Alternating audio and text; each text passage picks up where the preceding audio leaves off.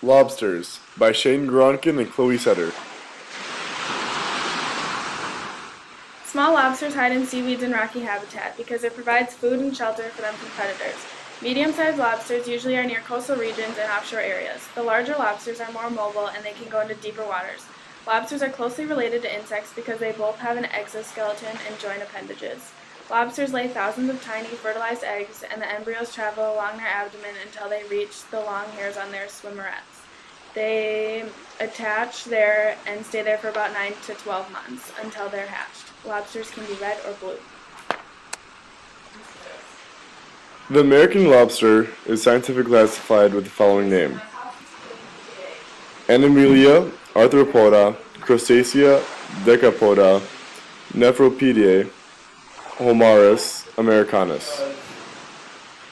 Lobsters usually eat crab, mussels, clams, starfish, sea urchins, and marine worms. They are also known to catch fast-moving animals like shrimp, sand fleas, and sometimes small fish.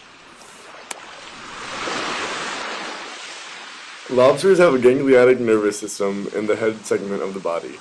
The first antenna, properly known as antennalus, little antenna, acts as the nose of a lobster. Hundreds of fine hairs cover the antennalus and are the actual organs of smell. These hairs are incredibly sensitive to amino acids. Because lobsters have two antennalus, they can determine the direction of smell by comparing the difference in concentrations between the two antennalus. Some pain is felt by lobsters. They do not possess any kind of receptor akin to pain receptors. However, they do possess stress receptors.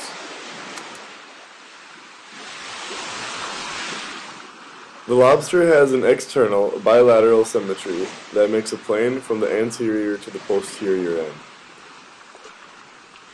Lobsters prefer to crawl instead of swim. The first 5 pairs of legs are walking legs to form the claws. Underneath the abdomen, they have 6 pairs of swimmerets, and their last pair of legs is bigger to make the tail.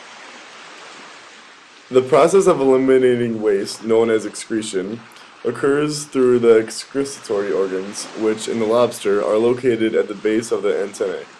They are called the green glands because of their color, and consist of granular sac and a coil tube that open into a muscular bladder. It forms the neurophores at the base of the antennal segment that urine is released.